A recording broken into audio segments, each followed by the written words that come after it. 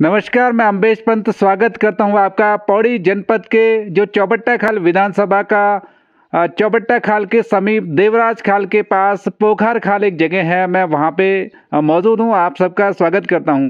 उत्तराखंड सरकार जिस तरह से उत्तराखंड में पर्यटन को बढ़ावा देने के लिए लगातार प्रयासरत है और उसी के तहत होम स्टे जो उत्तराखंड सरकार की योजना है, उसी के तहत यहाँ पे देवराज खाल के समीप पोखर खाल में एक बेहतरीन शानदार होम स्टे यहाँ पे बना करके तैयार किया है। आनंद वर्षा होम स्टे के नाम से जो यहाँ पे रखा गया है, विजय भूषण बडूनी जी ने उसे बनाया है। मैं बातचीत कर लूँगा उनसे। सर, सबसे पहले तो आपको बहुत बहुत बधाई। आपने नाम भी अच्छा रखा और वाकई यहाँ पे आनंद वर्षा जैसे है, आनंद की अनुभूति यहाँ पे होती है। आप मुझे बताएं कब से आपने इसे स्टार्ट किया, किस तरह से आपके दिमाग में आया कि यहाँ पे होम स्टे बनाया जाना चाहिए?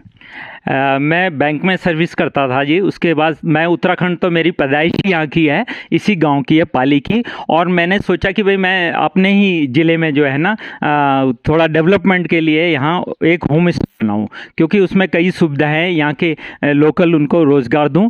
तो मैं सर्विस के बाद, रिटायरमेंट के बाद मेरे पास जो रिटायरमेंट के फंड थे मैंने वो लगाए। मैंने परिवार से भी कोई आर्थिक ली, मेरे बच्चों ने भी मेरी मदद की और मैंने सोचा कि मैं पर्यटन को बढ़ावा देने के लिए यहाँ अपने ही गांव में एक होम स्टे बनाऊं, अपनी ही ज़मीन पर। जी।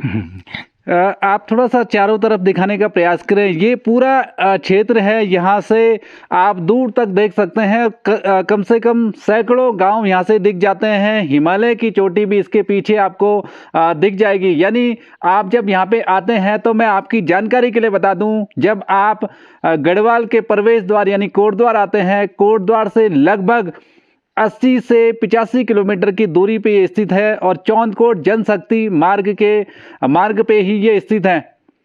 चौंदकोट जनशक्ति मार्ग की बात की जाए तो इसका उदाहरण ऑक्सफोर्ड यूनिवर्सिटी में भी दिया जाता है। यानी ये इस पूरे क्षेत्र में 50 किलोमीटर की जो सड़क है वो यहाँ के ग्रामीणों ने ही काट करके तैयार कर दी। और सबसे बेहतर बात यह है कि जब से वो सड़क बनी तब से वो सड़क कभी भी बाधित नहीं हुई, यानी टूटी नहीं।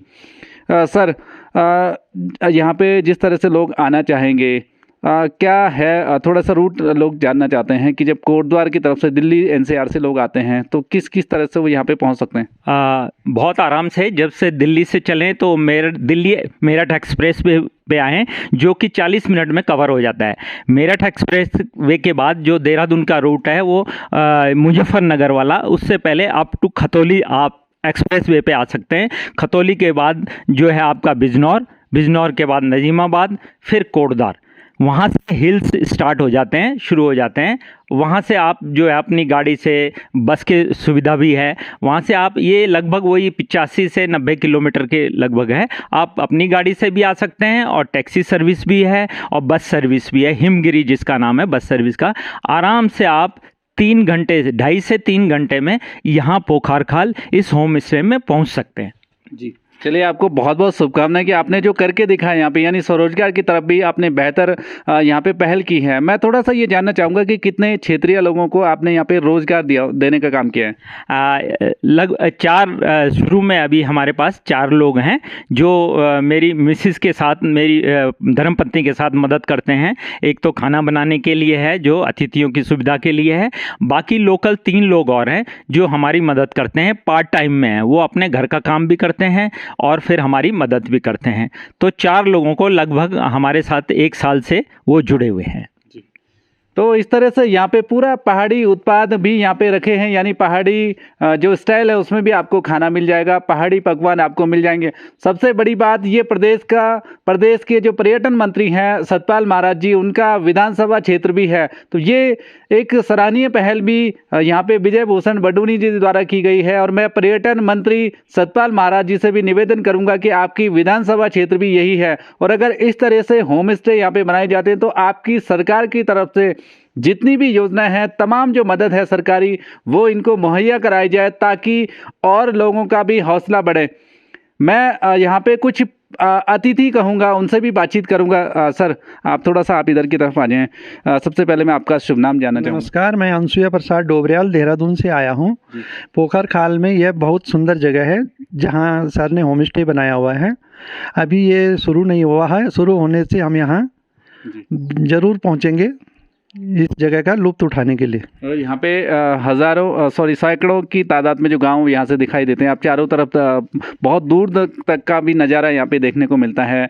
पोखड़ा और एकेश्वर ब्लॉक का सेंटर भी ये मान सकता हूँ मैं इसे। यहाँ से एकेश्वर ब्लॉक लग जाता है, इधर से पोखड़ा लग जाता है। तो क्या अपील आप लोगों से करना चाहेंगे? जी, हम लोगों से अपील करेंगे कि इस जगह में एक बार ज़रूर पहुँचें और लोकेशन का आनंद उठाएं। उत्तराखंड की ये बहुत अच्छी जगह है। चलिए, बहुत बहुत शुभकामनाएं कि आप लोग भी यहाँ पे आए। आनंद वर्षा होम स्टे में मेरे साथ में यहाँ के स्थानीय और फील गुड यानी वलू लगुदू के संस्थापक सुधीर सुंदयाल जी भी हैं। जैसे कल 9 जनवरी को फील गुड का स्थापना दिवस भी था, उसमें तमाम जो क्षेत्रीय लोग जुड़े। फील गुड यहाँ पे कृषि से लेकर के शिक्षा से लेकर के तमाम उस पे अपना कार्य कर रहे हैं। 8 साल पूरे हो चुके हैं फील गुड को बने हुए। आप भी यहाँ पे आए हैं सुंदरयाल जी, आप बेहतर कार्य यहाँ पे कर रहे हैं। यहाँ पे बडूनी जी भी एक बेहतर प्रयास कर रहे हैं स्वरोजगार की दिशा में। वो बैंक से सेवानिवृत्त होने के बाद एक प्रयास है उनका, स्थानीय रोजगार को बढ़ावा दिया जाए। क्या अपील करेंगे आप अपने साथ में जुड़े हुए लोगों से? मैं सर्वप्रथम तो बंदोनी जी को बहुत बहुत धन्यवाद देता हूँ।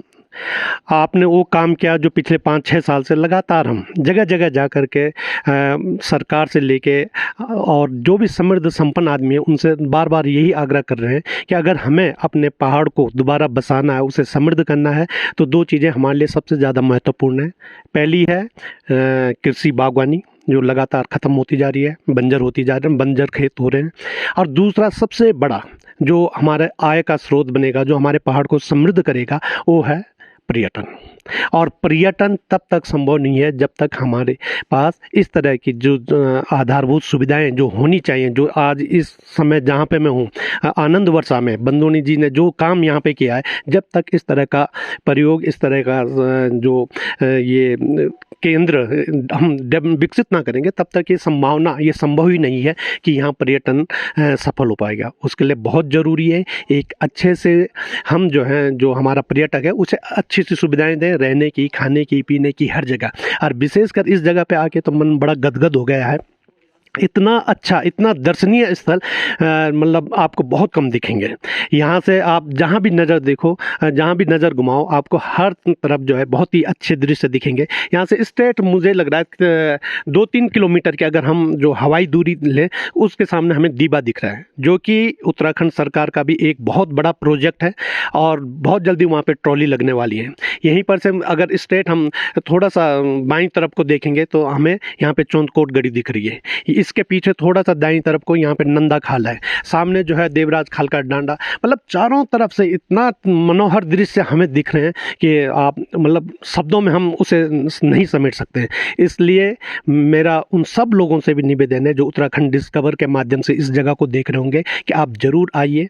ये जगह आपको वो सब आनंद, विशेषकर उन बुज़ुर्गों को जो पहाड़ों में 1-1, 2-2 कमरों में मतलब वो जो ज़िंदगी थोड़ा सा वो सिमट रही है ना, वो आए यहाँ का हवा पानी। और विशेषकर जो मेडिटेशन है, मेडिटेशन के लिए तो बहुत ही अच्छी जगह है। तो एक बार आइए और देखिए, अपने पहाड़ों को समृद्ध करने के लिए ज़रूर आपको ये सब कुछ करना चाहिए, आना चाहिए। और बहुत बहुत धन्यवाद बंदोनी जी का, और आपका भी बहुत बहुत धन्यवाद अम्बेश भाई, जो आप इस तरह की स्टोरियों को, जगह जगह की इस तरह की स्टोरियों को, हमारे पहाड़ की जो छुपी हुई चीज़ें हैं, है ना, बातें हैं, उनको आप एक बड़े पटल पे लाते हैं। तो आपका भी बहुत बहुत धन्यवाद। बहुत बहुत धन्यवाद, आपने हमसे बात की। तो इस तरह से जिस पर्यटन मंत्री जो उत्तराखंड के सतपाल महाराज जी हैं, उनका भी तमाम जो विज़न है उत्तराखंड को लेकर के, खासतौर पे उनकी विधानसभा क्षेत्र को लेकर के, जैसे मुझे सुंदरयाल जी ने बताया कि दीवा डांडा भी यहाँ से पास में ही है, ज्वाल्पा देवी यहाँ से लगभग 15 से 20 किलोमीटर के दायरे में है, पौड़ी गढ़वाल मंडल मुख्यालय यहाँ से लगभग 40 किलोमीटर के दायरे में है। तो तमाम जो पर्यटन स्थल हैं, धार्मिक पर्यटक स्थल भी इसके आसपास हैं। तो कहीं ना कहीं आप आकर के यहाँ से उन सारे पर्यटक स्थलों का भी भ्रमण कर सकते हैं।